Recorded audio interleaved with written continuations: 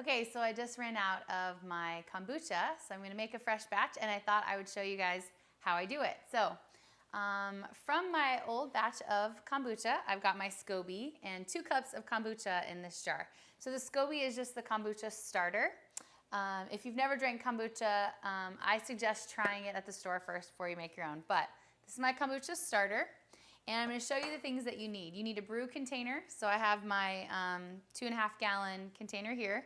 And then you need a cloth that you're going to cover your kombucha with, a rubber band to hold it in place. I've got black tea, sugar, and my boiling water. So in my pot, I've got 1 gallon of water that I'm boiling, and then I'm just going to add 10 tea bags. So pretty simple.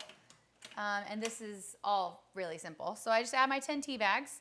And I'm going to let that brew and then cool to room temperature.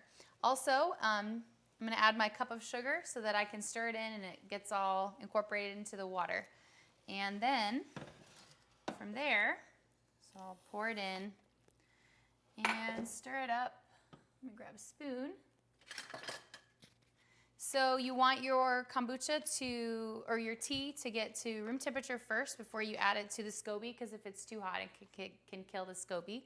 So I'm just going to add my SCOBY to my brew container and the 2 cups of kombucha. And then from there, basically, I'm just going to wait for this to be room temperature. When it's room temperature, I'll pour it in my brew container, and then I'll cover it with the cloth and the rubber band.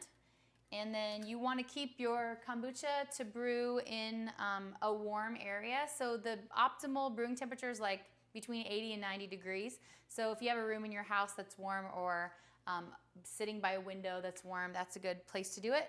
But you're just going to leave it to sit for about 3 weeks. You could start drinking it after 1 week, but it's going to have a higher sugar content. So after about 3 weeks, 21 days or so, you can test it, and then it's usually ready to go. Make sure if you're going to do this, you want to have some tea that has caffeine. There's ways to experiment with like green tea and white tea, but ultimately if you're doing this for the first time, the best thing to use is black tea because it's the highest caffeine content, and that helps feed your culture of the SCOBY. So that's how you make kombucha. So easy, and that's it.